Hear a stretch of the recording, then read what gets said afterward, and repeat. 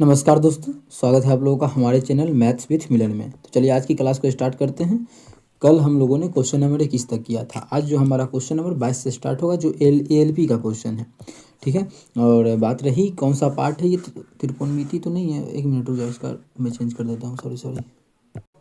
तो हमारा ये जो है वो सिंपल इंटरेस्ट साधारण ब्याज का है। ठीक है। साधारण ब्याज हम लोग करेंगे, हमारा तीसरा पार्ट रहने वाला है साधारण ब्याज का। कौन सा? 3 नंबर का पार्ट है साधारण ब्याज। और हम लोग जो क्वेश्चन कर रहे हैं वो ALP, JEE और टेक्नीशियन का 2024 में एग्जाम हुआ था, उसी का सभी प्रश्न हम लोग करने वाले हैं।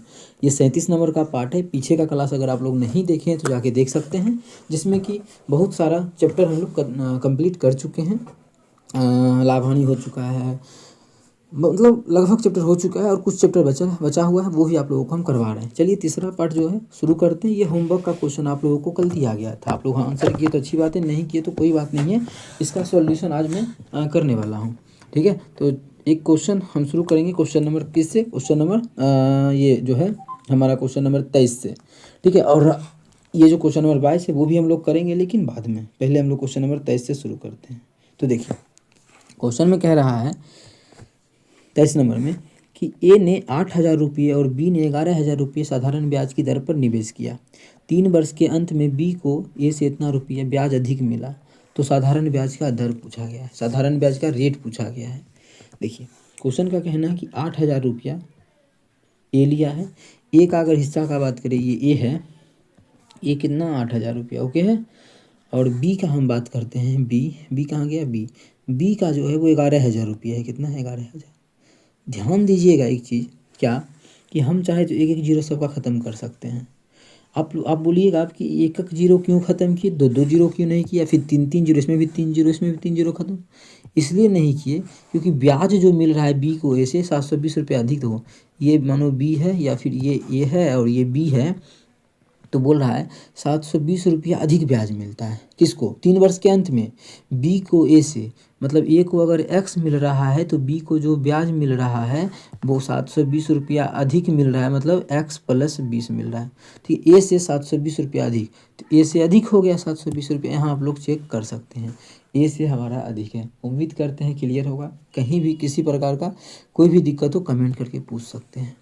अब चलिए, अब हम 720, यहाँ पे 20 था नहीं 720 था, सबका एक एक जीरो ख़त्म किए, तो यहाँ भी हम 720 नहीं लिखे 72 लिख सकते हैं। इस चीज़ पे आप लोग ध्यान दीजिएगा, क्या 72 लिख सकते हैं यहाँ पे, क्योंकि एक एक जीरो हम सबका ख़त्म कर चुके हैं। अब हमें कुछ पूछा गया है क्वेश्चन में। क्वेश्चन में जो हमारा है, आप लोग बोलिएगा 4 से काट लीजिए, काट सकते हैं, लेकिन जीरो ख़त्म हो जाएगा तो मज़ा नहीं आएगा। अब देखिए समय का मान यहाँ पे हमें दिया है 3 साल। यहाँ भी समय का मान क्या है? 3 साल है। समय का मान क्या है? 3 साल है। इसका एक और कॉन्सेप्ट समझाएंगे, रेशियो हमारा डायरेक्ट निकाल सकते हैं आप लोग कैसे, वो भी पहले यहाँ समझिएगा। यहाँ इसका ब्याज कितना लगेगा? फॉर्मूला क्या होता है? एक्स क्या हो जाएगा? पी गुना टी गुना आर हो जाएगा। तो पी हमारा कितना है? देखिए तो बी के लिए अगर देखा जाए तो एक्स बराबर एक्स प्लस 72 ना, तो एक्स प्लस 72 ये क्या है? बी है। और बी का ब्याज जो हम अगर निकालते हैं तो हो जाएगा पी हम कितना माने हैं? बी का मानेंगे क्या? दिया हुआ है 1100। पी गुना टी का मतलब टाइम कितना है? 3 गुना रेट हमारा क्या है? आर बटा क्या हो जाएगा? 100। अच्छा एक्स क्या माने हैं? तो एक्स माने हैं ए का ब्याज, तो एक्स के जगह भी तो हमें लिख ही सकते हैं। एक्स के जगह लिख सकते हैं क्या क्या इसका लिख सकते हैं ब्याज क्या होगा? पी मतलब 8,000 गुना टी का मतलब क्या हो जाएगा? 3 गुना आर का मतलब रेट बटा कर देंगे 100। बहुत आसान तरीके से इसका आंसर निकलता। दूसरा तरीका जैसे ही बताएंगे आप लोगों का क्लियर अच्छे से हो जाएगा कि हाँ उस प्रकार से भी आप लोग निकाल सकते हैं। ये तरीका से तो निकालना ही नहीं है, उस तरीका सीखने के बाद। पहले अभी अगर उस तरीका को आप लोग नहीं सीखते हैं तो फिर ये तरीका तो बनाइएगा ही। यहाँ पे हमारा आर है और यहाँ का आर हमारा ख़त्म है। अब देखिए इस दोनों को एक साथ कर देते हैं तो इधर हमारा 72 बच जाएगा। कितना बच जाएगा? 72 बचेगा। और उस दोनों को एक साथ करेंगे तो यहाँ क्या है हमारा? देखिएगा यहाँ हमारा जो है 3R यहाँ भी है, 3R यहाँ भी है। 8,800 ना, 800 ये कितना है यहाँ पे? 800 है और यहाँ पे 1100 है, तो घटाएंगे तो कितना बचेगा? 300। और 3R तो था ही 3R, और नीचे में बचेगा 100। जब इसका भिन्न का जोड़ घटा कीजिएगा तो जीरो से गया 3 3 9 9 8 72। कितना बार में कट गया? ये 8 बार में। मतलब आर का जो मान आ गया वो हमारा 8% आ गया। कितना आ गया? आर का मान आ गया 8%। उम्मीद करते हैं क्लियर हो। कहीं भी किसी प्रकार का कोई भी दिक्कत हो कमेंट करके पूछ सकते हैं। यह आपका अपना चैनल है मैथ्स विथ मिलन। देखिए अगर हम दूसरी तरह से इसको बनाएं तो आप लोग दूसरी तरह से इसको कैसे बनाइएगा। इसका 8% हमारा किस ऑप्शन में है, ऑप्शन डी में, तो ऑप्शन डी हमारा बिल्कुल करेक्ट हो जाएगा। कौन सा ऑप्शन, ऑप्शन डी, ठीक है। अगर इस क्वेश्चन को हम दूसरी तरह से बनाते हैं, जैसे बोला है कि ए के बारे में क्या बोला, इस सेकेंड मेथड आप लोगों को हम बता रहे हैं, ठीक है। यहाँ जो आप लोगों के साथ हम डिस्कस कर रहे हैं वो अपना सेकंड मेथड है। क्या है कि ए के पास हमारा जो है 3,000 रुपये, कितना 3,000 नहीं 8,000 है। ए के पास कितना है 8,000, और हम बी की बात करें तो बी के पास जो है वो 11,000 रुपये है। कोई हानि परेशानी आप लोगों को नहीं होगा। अच्छा, इन्वेस्टमेंट में कितना का अंतर है, निवेश में कितने का अंतर है, तो आप लोग बोलिएगा 3,000 का अंतर है। निवेश में हमारा 3,000 का अंतर है, कोई दिक्कत नहीं है। अच्छा, ब्याज में कितना का अंतर है 720। अगर हम अंतर पे ही ब्याज निकाल दें, जितना का अंतर है ब्याज भी उसी रेट से उतना पे ही उतना के अनुपात में ही बढ़ेगा, क्योंकि मतलब इसका जो अंतर है निवेश का वो 3,000 का है। इसके अकॉर्डिंग इसका क्या हो जाएगा, ब्याज P गुना टी कितना हो जाएगा 3 गुना रेट नहीं जानते हैं बटा 100। 3,000 के अनुसार तो ब्याज यही होगा, और 3,000 ब्याज कितना 720 अधिक है। रुपया अगर 3,000 अधिक है किसके पास, बी के पास ए से, तो ब्याज भी 3,000 का ही अधिक होगा। कितना अधिक होगा, वो 720 होगा। इस तरह से भी आप लोग चाहें तो निकाल सकते हैं। चाहे क्या निकाल सकते हैं, 2 जीरो से 2 जीरो गया, 1 जीरो से फिर 1 जीरो गया, 3 तिया 9, 9 8 72। तो डायरेक्ट आप लोग आर का रेट निकाल सकते हैं, वो हमारा हो जाएगा 8%। कितना हो जाएगा रेट, 8% हो जाएगा। उम्मीद करते हैं क्लियर होगा। कहीं भी किसी प्रकार का कोई भी दिक्कत हो कमेंट करके पूछ सकते हैं। ये आपका अपना चैनल है मैथ्स विथ मिलन। चलिए करते हैं शुरू। सभी चीज़ आप लोगों को हम उस क्वेश्चन में समझा दिए हैं। क्वेश्चन कर लेते हैं। क्वेश्चन नंबर 24, यदि एक साधारण ब्याज पर उधार दी जाती है कोई राशि 4 वर्षों में अपनी मूल राशि का 7/5 गुना हो जाती है, तो रेट क्या है। अब देखिए 7/5 गुना मूल राशि का, तो आप लोगों को बोले मूल राशि मतलब P, और हो कितना गया 4 साल के बाद, A मतलब मिश्रधन ना, कितना समय लगा इसको होने में, जो भी हो गया वो 4 साल लगा होने में, 4 ईयर। कितना हो गया, तो ध्यान से देखिएगा। तो बोला आपने मूल राशि का 7/5। मूल राशि कितना हम लोग बोलते हैं आप लोगों को, जिसका, जैसे बोला है क्वेश्चन में कि मूल राशि का, किसका, मूल राशि का, तो मूल राशि मान लेंगे 5 को, नीचे वाला को मान लेंगे 5। मानिए मूल राशि को मान लिए तो 5 से 5 गया तो कितना हो जाएगा, इसका 7 हो जाएगा। अच्छा, कितना ब्याज हो गया, यहाँ से देखिएगा 5 से 7 हो गया, तो ब्याज वो 2 हो, कितना है 2 है हमारा। अब देखिए 2 का ब्याज है, फॉर्मूला बैठा दीजिए, ब्याज बराबर पी कितना है 5 गुना टी कितना है 3, पी गुना टी मतलब टाइम तो 4 है ना, 3 नहीं है, 4 कितना है, पी गुना टी गुना आर हम लोग नहीं जानते हैं, बटा क्या कर देंगे 100। अब मेरे दोस्त को काटोगे तो 2 से काटेंगे तो ये हो जाएगा 2 दूना 4, ये हो जाएगा 5 दूना 10 से 0 खत्म। तो आर का जो मान आ जाएगा वो हमारा आ जाएगा 10%। कितना आ जाएगा, रेट हमारा 10% हो जाएगा, जो कि ऑप्शन नंबर ए में है। तो ऑप्शन ए बिल्कुल करेक्ट हो जाएगा। कौन सा ऑप्शन, ऑप्शन ए। उम्मीद करते हैं क्लियर होगा। बहुत ही आसान क्वेश्चन था और आप लोगों को आसान तरीका से हम समझाए भी। चलिए करते हैं क्वेश्चन नंबर 25। क्या है क्वेश्चन नंबर 25, देखिएगा, है 1,500 रुपया 8% वार्षिक साधारण ब्याज की दर पर 2,420 रुपया लगेगा। हमें टाइम ज्ञात करना है, कितना समय लगेगा, देखो समय ज्ञात करना है। चलो निकालते हैं। अब देखो कितना रुपया हो गया, 1,500 तो था, हो कितना गया है, ये हो गया है 2,040, मतलब 540 रुपया लगा है। मतलब ब्याज कितना हो गया 540, तो ब्याज बराबर फॉर्मूला लगा देंगे और आंसर निकाल लेंगे। अब ब्याज बराबर फॉर्मूला क्या होता है, ब्याज मतलब साधारण ब्याज, तो साधारण ब्याज SI बराबर होता है P कितना है, तो 1,500, P गुना T टाइम कितना है नहीं जानते हैं, रेट कितना है 8%। 8% का फ्रैक्शन वैल्यू भी लिख सकते हैं डायरेक्ट 2/25, या आप लोग 8 लिखिएगा फिर बटा 100 कीजिएगा तो 2/25 ही बनेगा काट के। इस तरह से भी कर सकते हैं। या फिर किसी को लग रहा है कि नहीं ये कैसे हो गया, P गुना T गुना R बटा 100। अब तो ठीक है मेरे दोस्त, मैं बोल रहा था इसे अगर आप लोग काटते तो भी 2/25 ही आता। अब 2 जीरो से 2 जीरो खत्म हो गया। अब देखो इसको काटेंगे तो हमारा कितना से कट जाएगा, 4 से काटेंगे, 4 दूना 8, इसको 4 से काटेंगे, 4 का 4, 4 का 4, 4 तिया 12, 4 तिया 12, 4 पचे 20, 4 पचे 20 ही होगा ना, 4 का 4 तो हो गया 1 और 4, 4 तिया 12, 2 4 पचे 20, 135 आ जाएगा।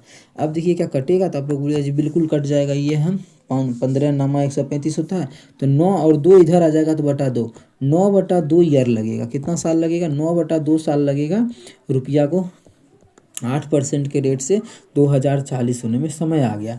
9/2 का मतलब होता है 8 4.5%, 4.5 साल। अरे 9/9 मतलब 9 का आधा 4.5 साल, 4.5 साल ऑप्शन नंबर बी में है, तो ऑप्शन बी हमारा बिल्कुल करेक्ट हो जाएगा। कौन सा ऑप्शन? Option B. उम्मीद करते हैं क्लियर होगा। कहीं भी किसी प्रकार का दिक्कत हो तो आप लोग ज़रूर पूछ सकते हैं। चलते हैं अगला क्वेश्चन हम लोग कर लेते हैं। क्वेश्चन नंबर 26 क्या है? 10% वार्षिक साधारण ब्याज दर पर किसी राशि को अपनी दोगुनी बनने में कितना समय लगेगा? अब देखिए, जब भी दोगुना बोले तो बहुत आसान क्वेश्चन होता है। कितना? 10% बनना है। 10% का फ्रैक्शन वैल्यू होता है कितना? 1/10। इसका मतलब है कि मानिए दुगुनी में होने का क्या मतलब है कि हम किसी को कर्जा दिए थे 8 रुपया और वो हमें लौटा रहा है 16 रुपया, दुगुना हो गया।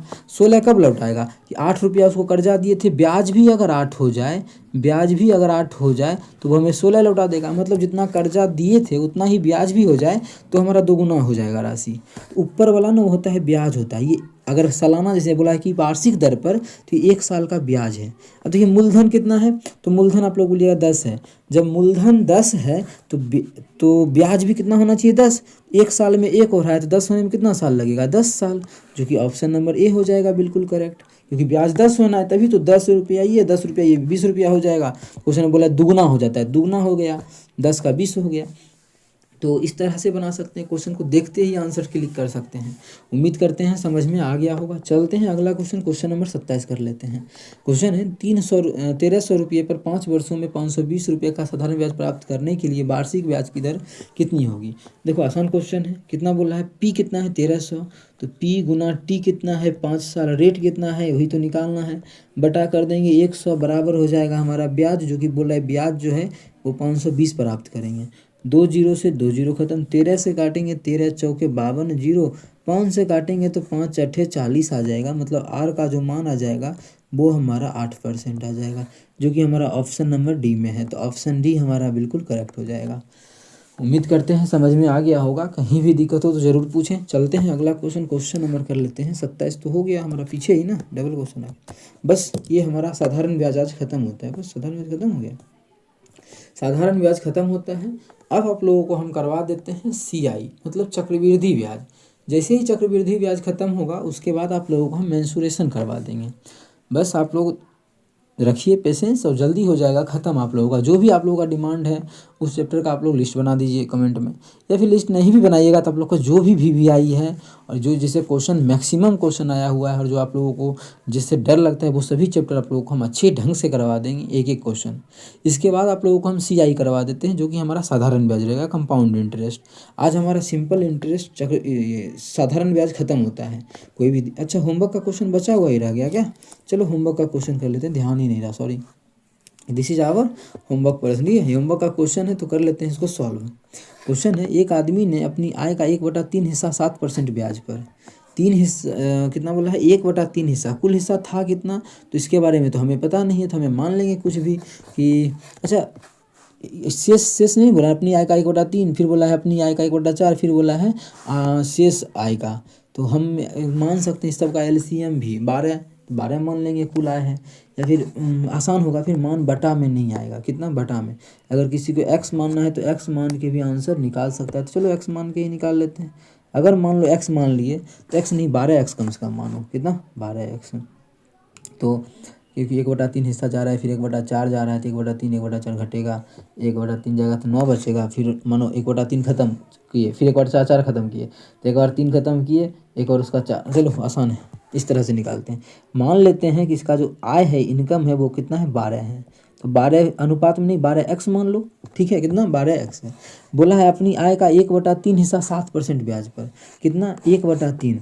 तो 1/3 कितना होता है? मानो इसका 1/3 कितना होगा? 3 चौक 12 4x। तो पी कितना हो जाएगा? 4x। पी गुना समय कितना बोल रहा है? 1 साल के लिए ही ना, तो पी गुना टी गुना रेट बोल रहा है 7 रहेगा बटा 100। ये हमारा हो जाएगा 1/3 हिस्सा। फिर बोला है 1/4 हिस्सा 8% ब्याज पर। 1/4 हिस्सा का मतलब क्या हुआ? इसका 1/4 करेंगे तो 3x आ जाएगा। तो 3x का कितना? 1 साल के लिए कितना के ब्याज के दर पे बोला है? 8% के रेट पे कितना? बटा 100 कर देंगे, तो ये हो गया प्लस। अब बोला है शेष बची हुई राशि का 10 शेष बची हुई आय का 10% साधारण ब्याज पर निवेश करता है। शेष जो रुपया बचेगा उसको जो है 10% के रेट पे निवेश करेगा। थोड़ा सा इसको हम स्पेस लेके कहीं और लिखने का कोशिश करते हैं, उससे अच्छा मैं क्वेश्चन को ही एक बार सॉर्ट कर लेता हूँ और हो जाए। अब शेष कितना बचेगा 12x में, देखो ध्यान देना यहाँ पे 12x तो था इसके पास, 4x यहाँ खर्चा किया, 3x 7x खर्चा कर दिया, तो बचा कितना इसके पास 5x बच गया, क्योंकि 12 था। इसको जो है 1 साल के लिए 10% के रेट से खर्चा कर रहा है, बटा 100 हो जाएगा, फॉर्मूला लगा दिए। और ये सब जो ब्याज बोल रहा है क्या आएगा, इसका इस इतना बराबर क्या आ जाएगा ब्याज, और क्वेश्चन बोला इतना जो बराबर है कुल अंत में 561 ब्याज देता है, मतलब ये सब जो बराबर है वो 561 के बराबर है। किसके बराबर है, ये सभी जो हमारा बराबर होगा 561 के। अब ये सभी में एक चीज़ कॉमन आ रहा है, क्या सभी में, ये नीचे में 100 है, बटा 100 है, 1/100 हम बाहर निकाल देते हैं, 1/100 बाहर निकाल देते हैं, तो बचेगा कितना यहाँ पे 7 चौके 28x, कितना बच जाएगा यहाँ पे 7 चौके 28x बच जाएगा प्लस। जब यहाँ पे हम देखेंगे तो 8 तिया जो हो जाएगा वो हमारा 24x हो जाएगा प्लस, और यहाँ देखेंगे तो 10 पच्चे 50 हो जाएगा, x हो जाएगा, और इधर जो हमारा आ जाएगा वो आ जाएगा 561 आ जाएगा। ठीक है, तो हमारा 100 उधर जाएगा तो क्या होगा, इधर बचेगा, दो सभी को जोड़ेंगे तो 50 20 70 70 20 90 90 और 12 102x, कितना आ जाएगा 102x बराबर क्या हो जाएगा 561 गुना जो हो जाएगा वो 100 हो जाएगा। अब देख सकते हैं आप लोग, कटेगा ये कितना से 51 से काटेंगे तो 51 दूना, या फिर 2 से 51 से काटते हैं, 51 से 51, 51 का 51 ये, और 2 से काटेंगे तो इसको 50 बार में कट जाएगा, तो x का जो मान आ जाएगा वह आ जाएगा 55, कितना आ जाएगा 55, और 1 0 का 1 0 आ जाएगा हमारा, हो जाएगा कितना हो जाएगा ये, तो 1150 हो जाएगा, कितना 550, सॉरी 550। ये तो x का मान निकल गया। हमसे क्वेश्चन में पूछा गया है इसकी प्रारंभिक आय कितनी थी, प्रारंभिक आय तो हम माने हैं कितना 12x, तो इनकम जो हो जाएगा वो हमारा हो जाएगा 12 गुना x का जो मान है वो 550 है, गुना कर दो आप लोग, 0 का 0, 12 पचे 60 के 0, बाकी 6, 12 पचे 60, 6 66, तो हो जाएगा 6600, मतलब 6600। तो उम्मीद करते हैं समझ में आ गया होगा। कहीं भी किसी प्रकार का कोई भी दिक्कत हो कमेंट करके पूछ सकते हैं। सभी क्वेश्चन आज हमारा खत्म होता है, टोटल जितना भी क्वेश्चन आया था वो आप लोगों को हम करवा दिए। ठीक है, उम्मीद करते हैं सभी क्वेश्चन अच्छे ढंग से समझ में आया होगा। अब हम लोग चक्रवृद्धि ब्याज शुरू करेंगे नेक्स्ट क्लास से। चलिए मिलेंगे अगले क्लास में, जो कि हमारा रहेगा चक्रवृद्धि ब्याज का। Thank you.